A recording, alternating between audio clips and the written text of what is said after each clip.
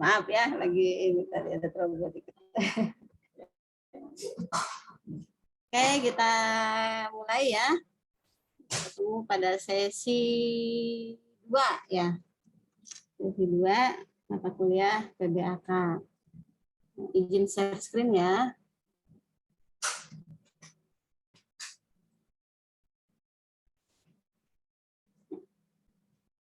Sudah terlihat belum? Sudah, Ibu. Sudah, Bu.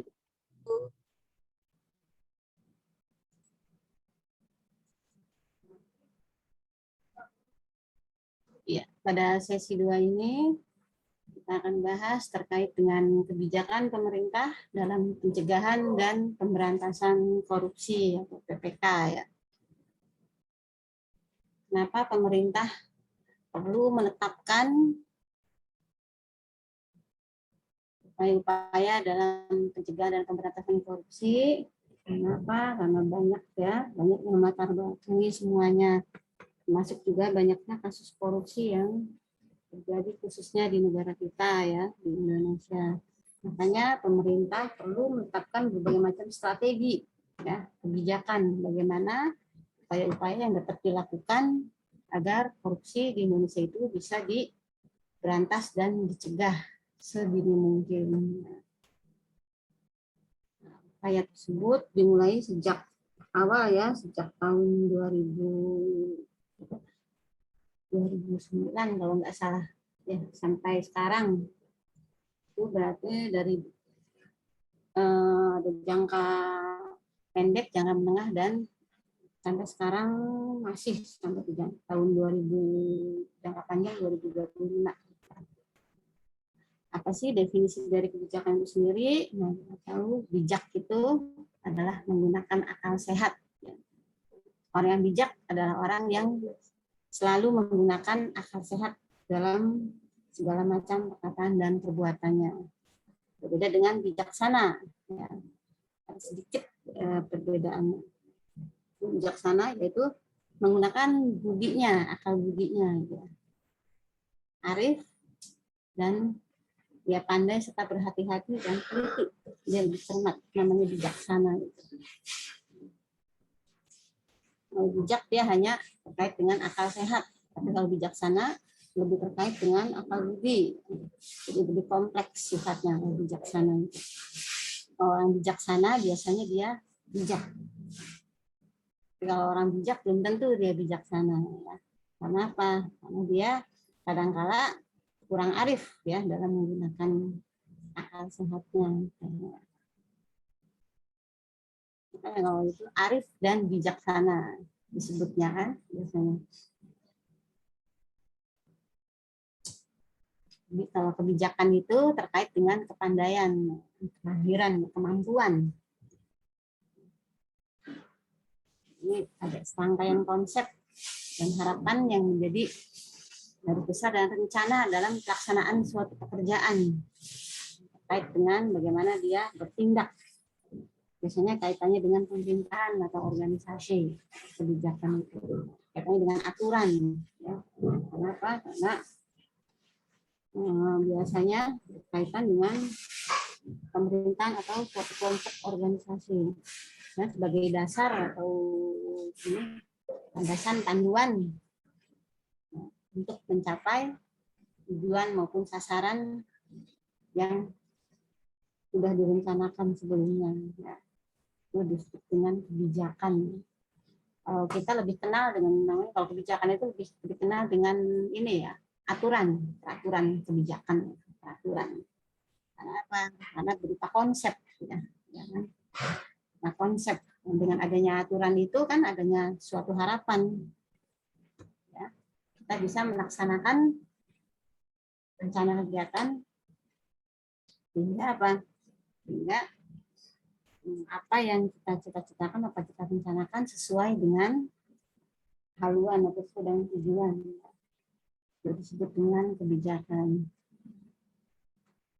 Korupsi itu kasus yang ini ya, kasus yang disebut dengan extraordinary crime, kasus kriminal yang sangat, Indonesia itu disebut dengan darurat gitu ya, darurat korupsi. kejahatan luar biasa dianggapnya namanya korupsi itu. Karena apa? Karena dampaknya itu sangat ini ya, sangat mengenaskan, misalnya sangat ini ya. Coba kalian lihat ini contoh gambar aja. Ada anak yang sampai seperti ini karena ini kekurangan gizi. Kekurangan gizi. Nah, kurang gizi itu kan sebetulnya kejadiannya itu tidak mendadak ya, tidak tiba-tiba, tapi kronis dia ya, tidak semerta-merta langsung begini. Kondisi ini sudah puluhan tahun ya. Makanya karena mungkin dampak dari ekonomi ya, dampak dari ya korupsi gitu ya, korupsi dari para pemimpinnya yang mungkin tidak menyalurkan bantuan atau tidak ya. Ini nih contoh anak sekolah karena nggak ada sarana penyeberangan, jembatan tidak dibangun, sarana penyeberangan sampai seperti ini kondisinya. Ini juga salah satu dampak dari korupsi ya. Pemerataan terhadap pembangunan yang tidak bagus ya di beberapa wilayah khususnya ya di Indonesia itu masih banyak ditemukan hal seperti ini.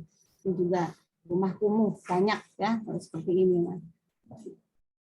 masih ditemukan ya di kota-kota besar biasanya ya. Ini juga sebagai salah satu dampak atau akibat dari korupsi ya. Oleh sebab itu kenapa pendidikan budaya anti korupsi itu perlu diadakan, perlu ditanamkan sejak dini. Makanya mata kuliah ini sebagai mata kuliah yang memang harus diberikan khususnya pada mahasiswa ya sebagai generasi penerus bangsa. Korupsi itu seperti benang kusut, betul ya, sampai saat ini pun masih seperti ini ya kan, susah terurainya soalnya apa? Banyak sekali persoalan, kemudian banyak sekali hal-hal yang harus diselesaikan karena selesainya tidak dengan mudah. Yang mudah satu dicabut karena pasti akan berkaitan dengan yang lainnya. Makanya disebut dengan benang kusut ya. Tidak mudah terurai. Kalau terurai akan terbuka semuanya.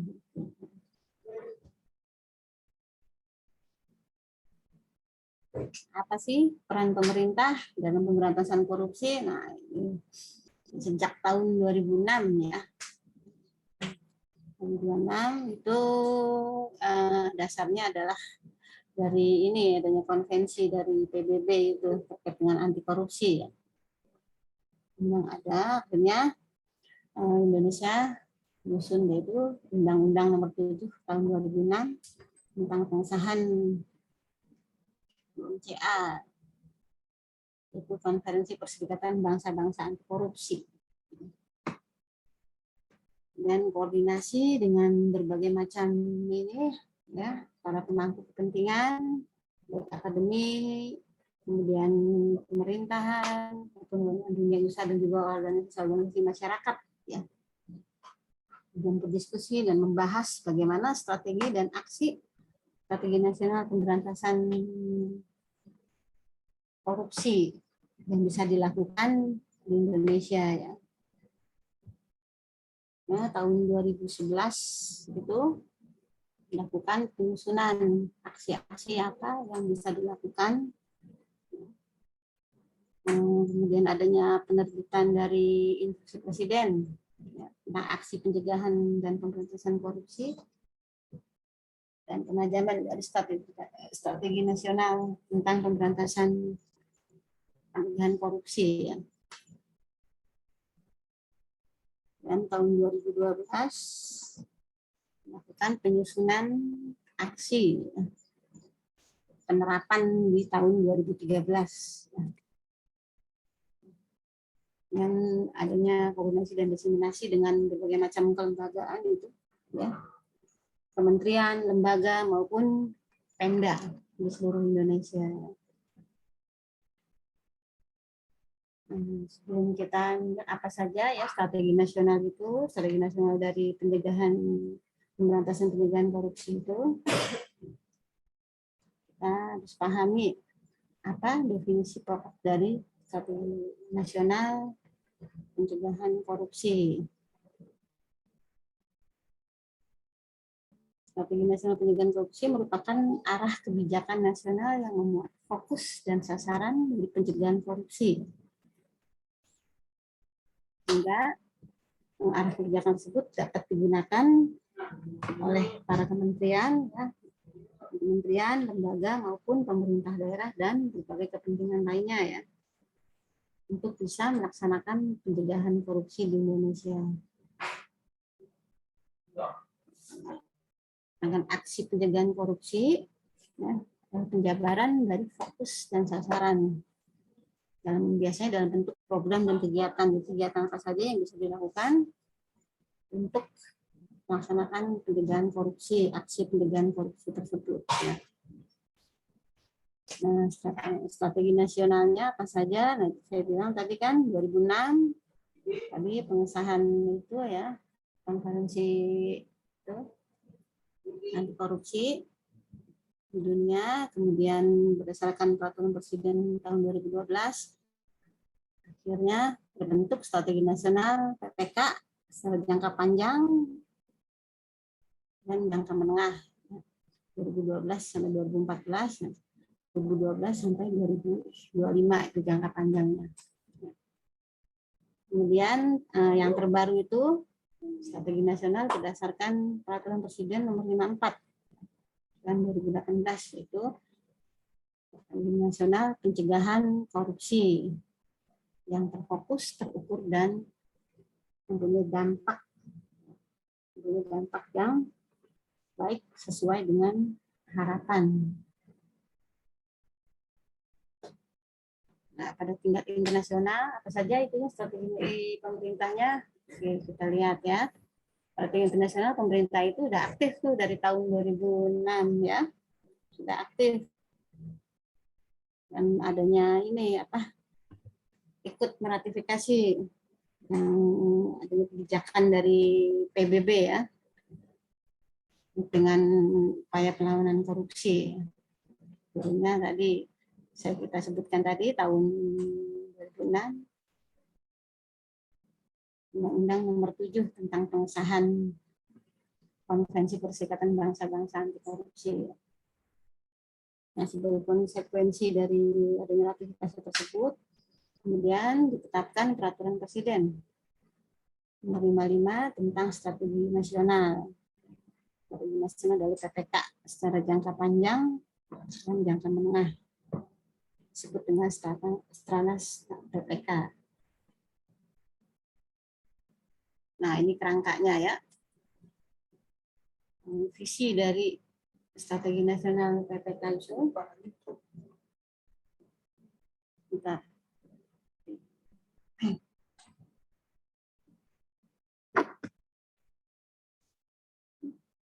Dua-dua ya.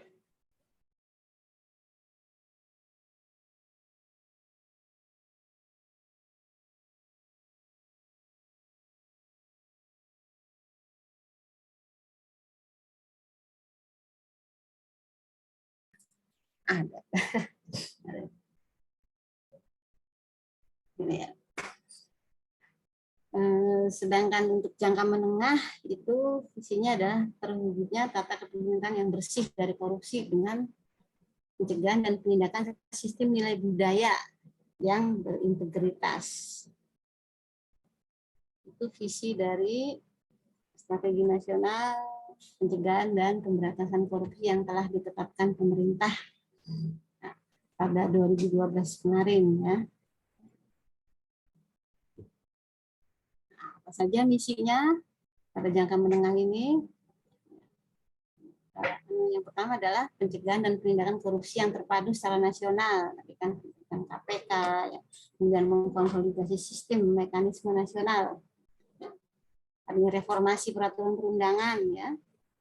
Kemudian membangun pendidikan dan budaya anti korupsi. Nah, seperti yang kita laksanakan sekarang ini adalah hasil dari strategi nasional ya, sudah strategi nasional PPK yang telah dilakukan pemerintah. Mengembangkan sistem laporan kinerja, implementasi strategi nasional PPK yang transparan, berbagai macam laporan-laporan ini korupsi, kemudian tindak lanjut dari korupsi, berbagai macam ini apa upaya-upaya dari KPK itu salah satunya ya, yang memberikan hukuman kepada para koruptor di Indonesia, meskipun mungkin tidak semuanya bisa terwujud dengan optimal ya, karena banyaknya itu tadi kita sebutkan tadi, bahwa korupsi itu adalah benang kusut, susah urainya.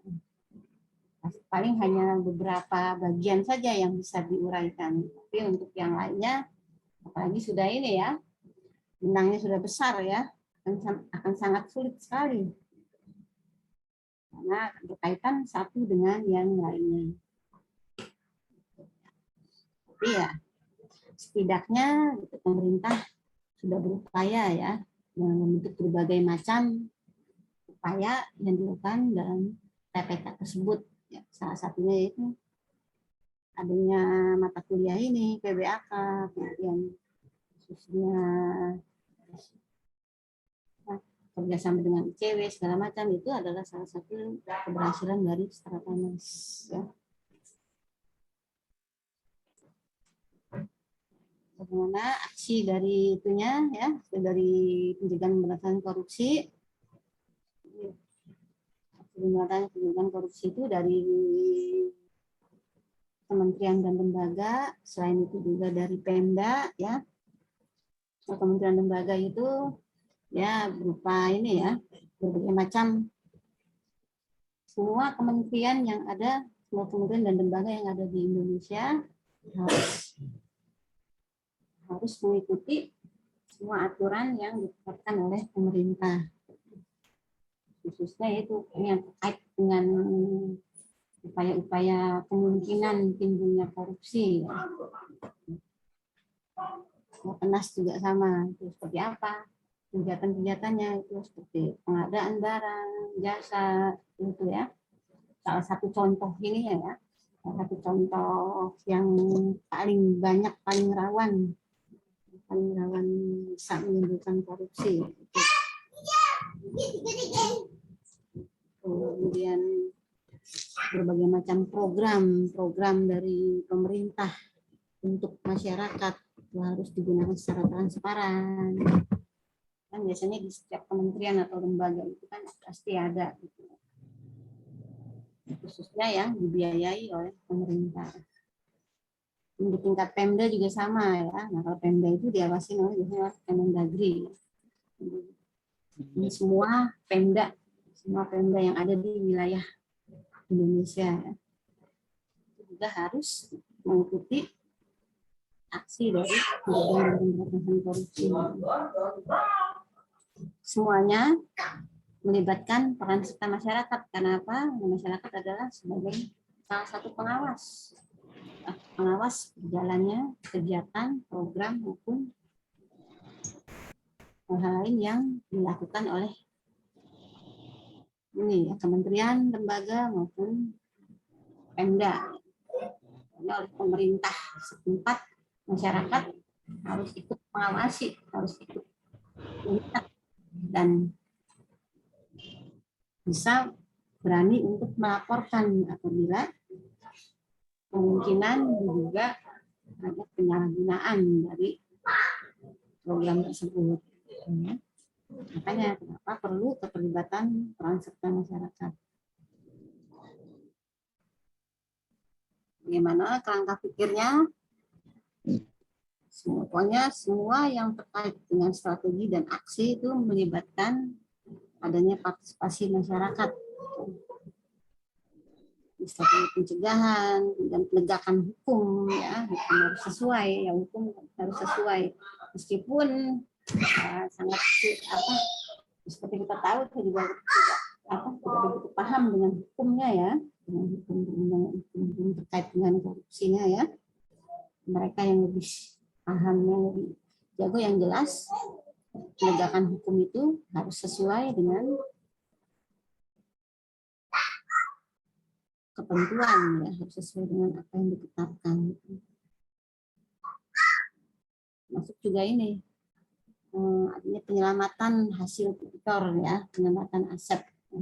Kalau misalnya memang dia terbukti ya, aset yang diduga yang digunakan sebagai tipikornya harus disita, ya, dan itu menjadi milik negara, dikembalikan pada negara.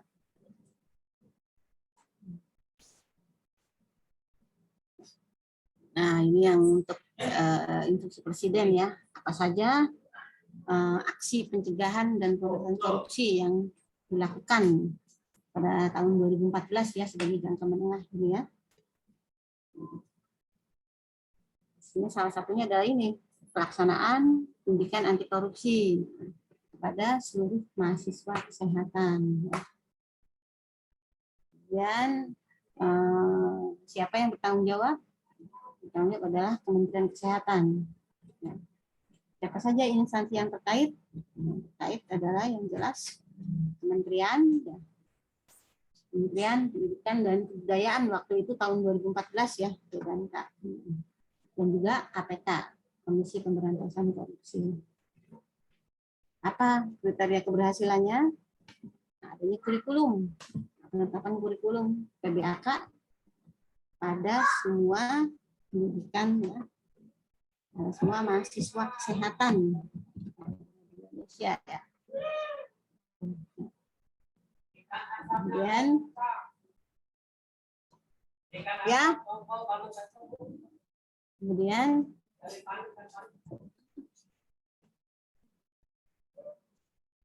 kemudian apa saja ukuran keberhasilannya? Setelah diterapkan kurikulum,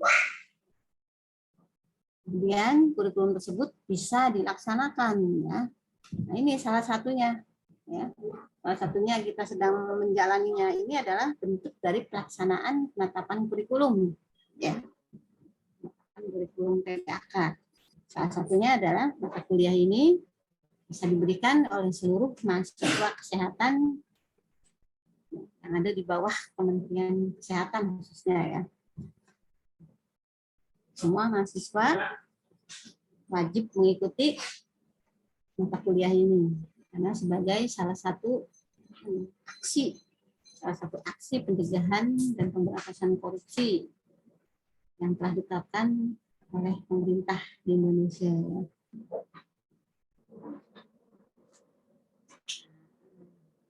PBAK di Poltekkes sendiri, kenapa perlu diterapkan?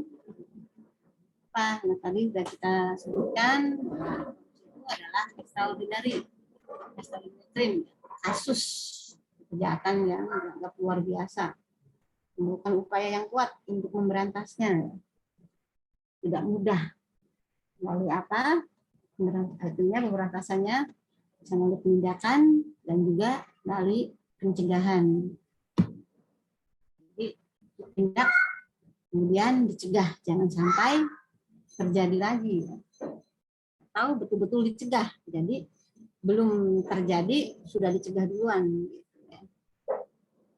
Sehingga hal tersebut memerlukan adanya keterlibatan dari masyarakat, ya. Masyarakat perlu berperan serta aktif dalam kegiatan ini. Dari apa? Mahasiswa kan sebagai salah satu anggota masyarakat, kan? Ya, kenapa?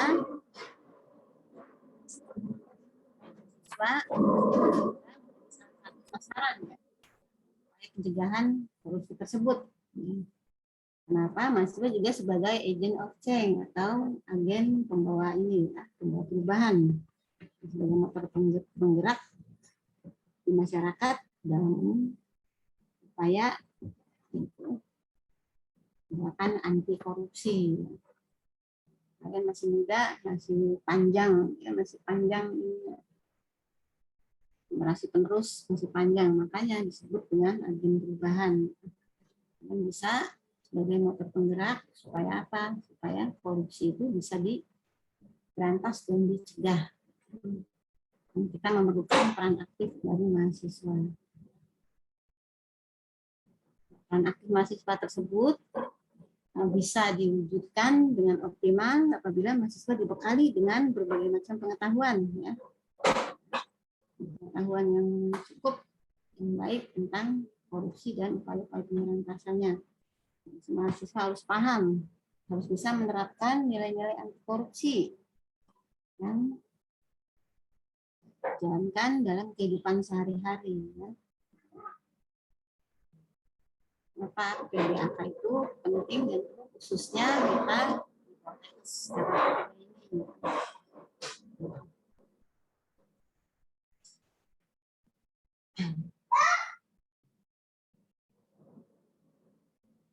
nah, mata kuliah ini ya dari tadi sesuai dengan kurikulum berdua SKS ya.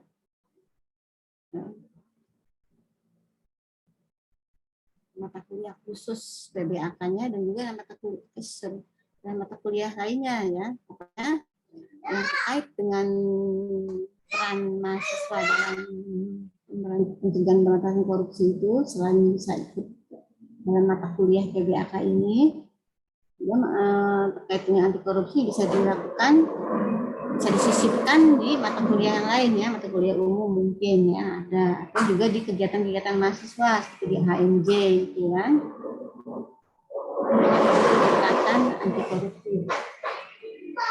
Maaf.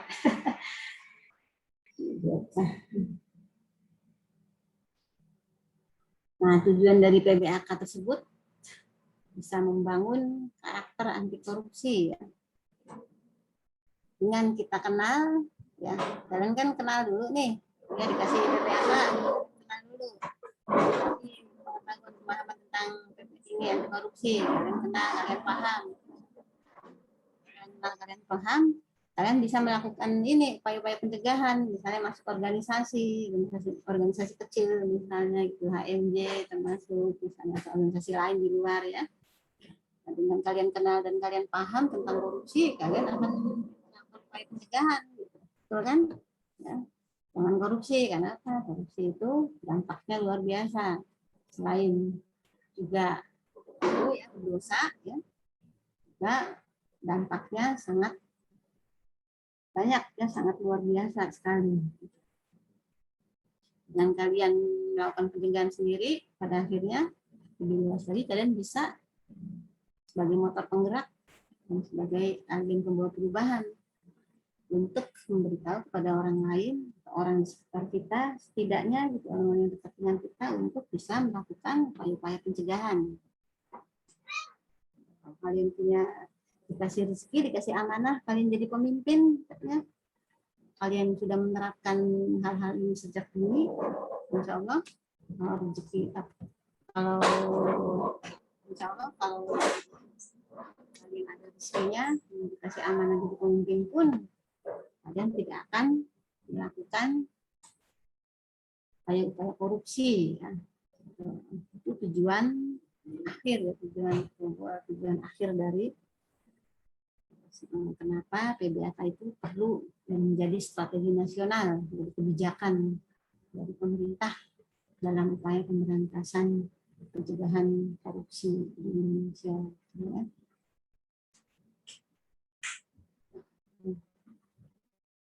Ini ya, keterlibatan mahasiswa dan PBAK.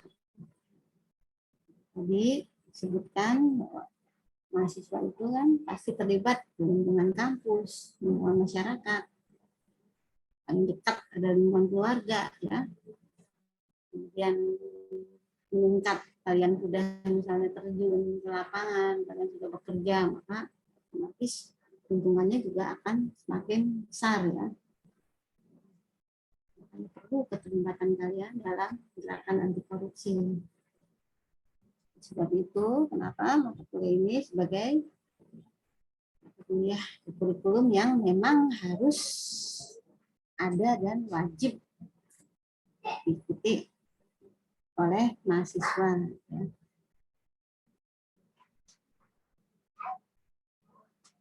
Nah, setelah tadi jangka menengah ya, dan strategi nasional, dan salah satunya adalah terbentuknya kurikulum PBAK ini, ya. Bagaimana perkembangan seorang PPK untuk saat ini, ya. Sudah terwujud semua tahun 2014, masuk dengan strategi pendidikan budaya anti korupsi, ada mekanisme pelaporan. Bersama belakang tersebut perlu dilakukan adanya penyempurnaan, ya. Kenapa? Karena kan sudah lewat tuh, kan 2014 sudah menengah, sudah ini sudah tercapai, ya. Ya, di tahun 2018, ya, untuk strategi nasional pencegahan korupsi yang lebih ini, ya, yang lebih fokus dan sesuai dengan sasaran gitu. Nah, apa tujuannya? Memberikan arahan tentang bagaimana upaya yang bisa dilakukan oleh kementerian, lembaga, Pemda, dan pemangku kepentingan untuk bisa melakukan upaya pencegahan korupsi. Selain itu juga bisa mendorong program pencegahan korupsi yang berorientasi pada hasil, outcome, dan juga dampak. Jadi tidak hanya hasil kegiatan, tapi juga sampai ke dampaknya, ya. Bukan hanya output doang, ya. Bukan hanya saat itu aja, luaran kegiatan saat itu aja, tapi lebih ke hasilnya dan bagaimana dampaknya. Kemudian adanya ini sinergisitas,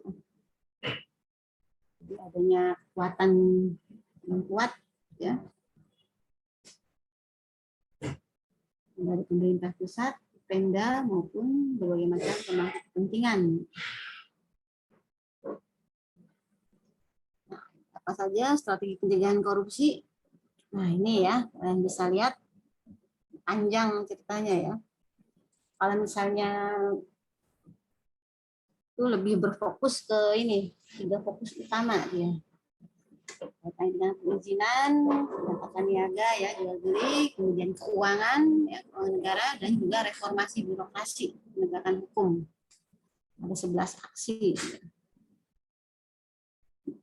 Termasuk juga ini layanan perizinan, ya, penanaman modal,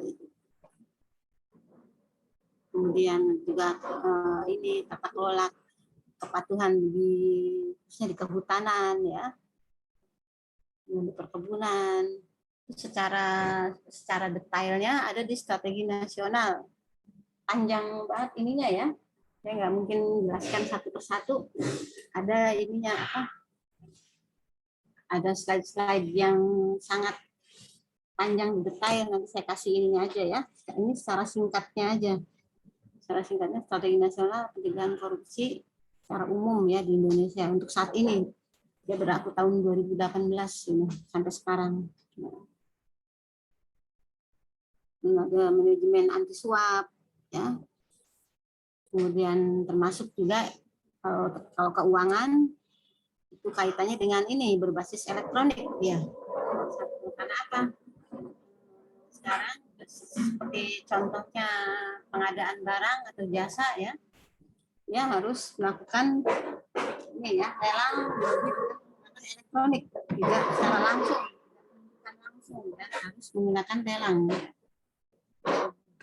Kenapa? Karena itu objektif dan tidak bisa dipermainkan oleh beberapa oknum, ya. Kalau misalnya penunjukan kan tahu sendiri, biasanya gitu sistemnya kerabatan atau sistemnya seperti itulah.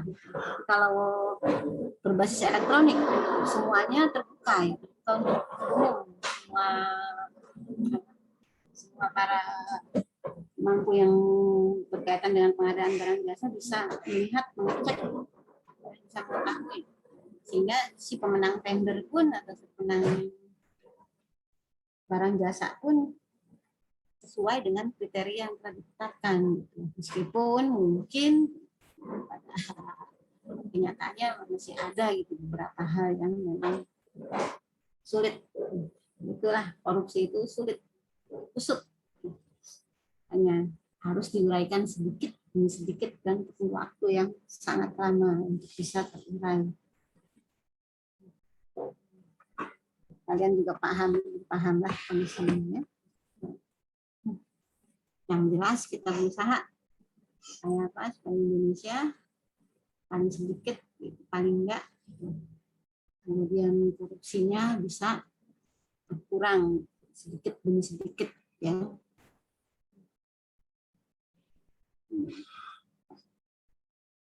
Pengadaan barang jasa, masuk pajak juga ya. Kan pajak juga sekarang ada ini kan, pakai online sistemnya.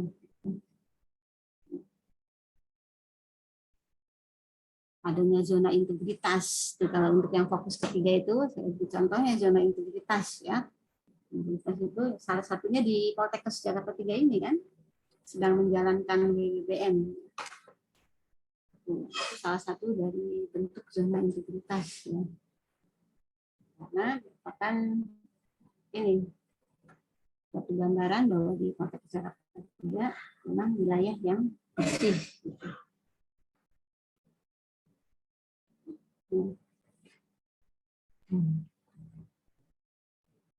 Nah, untuk pelibatan itu, tadi kan kementerian, jadi kaitannya tadi dengan strategi tadi, dengan kementerian dan ini ya, lembaga serta Pemda. Nah, para pemangku kepentingan ya, sesuai dengan peraturan Presiden tahun 2018, ya, apa saja yang sudah dilaksanakan oleh para pemangku kepentingan. Kita kan sudah ini ya, salah satunya dengan adanya berbagai macam aplikasi strategi nasional seperti ini, adanya ICW, kita ICW yang bisa memonitoring, bisa memantau, bisa mengawasi aksi-aksi pemberantasan korupsi yang dilakukan di daerah ya.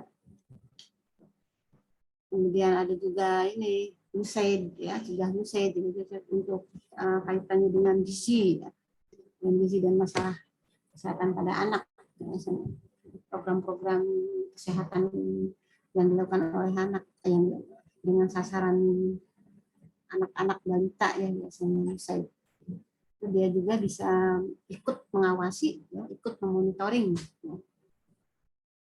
UNDP untuk pembangunan Indonesia, IT itu untuk dari Australia, dia program Australia juga ikut mendukung, melihat bagaimana kegiatan-kegiatan atau program yang dilakukan oleh Indonesia terkait dengan sesuai dengan sasaran, sesuai dengan program, ataukah mungkin ada penyalahgunaan atau penyelewengan wewenang. Mereka ikut mengawasi dan Indonesia memberikan ini kebebasan bagi mereka untuk melakukan monitoring terkait dengan aksi mereka yang dilakukan oleh Indonesia. Nah, ini pesan yang itu ya dari Lauzi. Perhatikan pikiranmu karena pemikiran akan berkembang menjadi kata-kata. Kan ya? Jadi pikiran kita akan bisa bicara. Kita harus memperhatikan kata-kata kita karena dari kata-kata tersebut akan berkembang menjadi perilaku. Ya. Setiap ucapan kita akan berkembang, akan kemudian bisa menjadi tindakan perilaku. Kita juga harus memperhatikan perilaku. Karena apa? Dari perilaku tersebut akan bisa berkembang menjadi kebiasaan. Karena bertindak sekali enak, 2 kali enak, jadi biasa deh begitu. Tapi kan kebiasaanmu, karena dengan kebiasaan itu akan berubah jadi karakter, jadi sifat, menjadi ciri khas yang tidak bisa ditinggalkan. Kalau udah biasa, jadi udah enak aja, udah jadi kebiasaan, udah jadi karakter kita, udah jadi ciri-ciri khas kita. Tapi kan karakternya karena apa? Dan dari karakter tersebut akan bisa menentukan nasib. Tuh ya, dengan pikiran-pikiran positif kita, otomatis akan menjadi kata-kata, ya. Ya, kata-kata otomatis perilaku kita juga akan menjadi positif. Ya, perilaku yang positif, karena kita sudah terbiasa melakukan hal positif itu, akan menjadi karakter, akan ditanamkan dalam perilaku kita sehari-hari ya, jadi ciri khas kita. Dengan perilaku positif dan kebiasaan positif, dengan karakter positif, akhirnya apa? Akhirnya akan bisa menentukan nasib kita, menentukan orang lain akan menilai. Hanya kenapa karakter tersebut bisa menentukan nasib. Kaitannya dengan korupsi. Jangan pernah ada dalam pikiran kalian kalau misalnya kalian diberikan amanah pekerjaan bagus, kemudian bahkan lebih dari itu, misalnya jangan pernah ada dalam pikiran kalian untuk bisa melakukan hal-hal yang khususnya terkait dengan korupsi, karena sedikit lama-lama akan menjadi kebiasaan. Pada akhirnya apa? Kalau sudah jadi karakter, jadi biasa untuk korup, akhirnya apa? Jadi koruptor.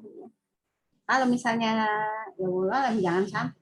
Kalau misalnya nggak ketahuan di dunia, tapi ya kalau di akhirat pasti ketahuan. Ya. Kalau nggak ketahuan kalau ketahuan di dunia bisa menjadi ini, ya kan? Bisa akan berakhir di jeruji besi. Kalau misalnya selamat di dunia, ya di dunia selamat. Tapi di akhirat, nasib di akhirat semuanya tidak akan ada yang bisa mengelak.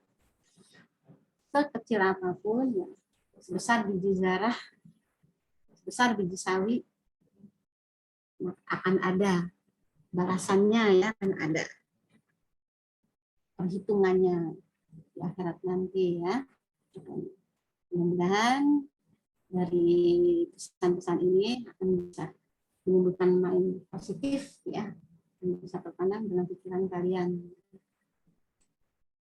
Terima kasih. Ada yang main push up, si Dede main push up tangannya satu, hebat ya.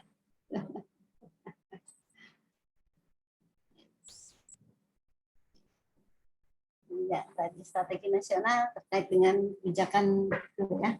Ada yang mau ditanyakan atau ada yang mau didiskusikan? Untuk itu tugas bagaimana kemarin?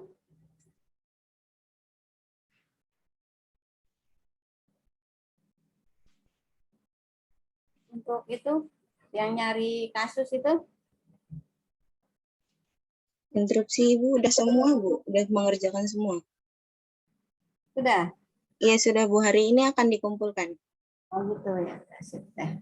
Udah ketemu banyak kasusnya? Banyak nggak kasusnya yang di itu?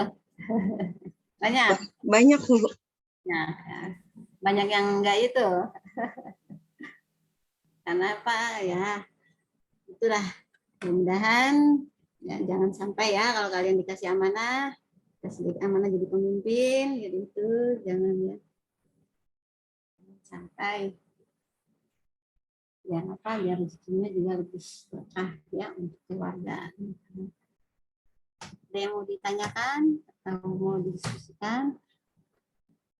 Jam berapa sekarang? 8:30 lagi. Habis ini ada mata kuliah lain? Interupsi ada Ibu. Ada. Jam berapa? Jam 9.30. Apa mata kuliah apa? Patokardiopulmonal Bu. Bu Ica, bukan? Bukan, sama Bu Nur Arcida Bu, dosen baru. Dosen baru ya. Itu dulu ya, kita screenshot dulu ya.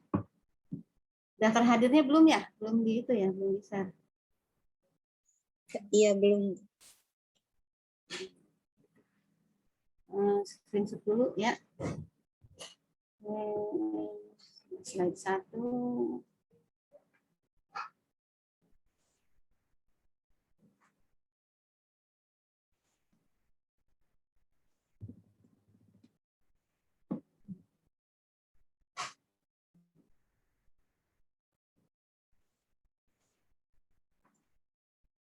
Kedua, ini Tommy, Rizky, sama ya ini teman ini. Nadia. Ada yang izin nggak hari ini? Barangkali ada yang jadi itu apa vaksin tugas Pak itu Instruksi, vaksin, Bu. ya ada nggak? Ada, Bu, satu mahasiswa yang izin atas nama Fajariana. Heeh, Eh, nggak apa-apa. dia sedang berduka, Bu, bukan jadi Oh. vaksinator. Oh, kenapa? Neneknya meninggal dunia. Kita nggak apa mudah-mudahan itu ya. Iya, Fatimah.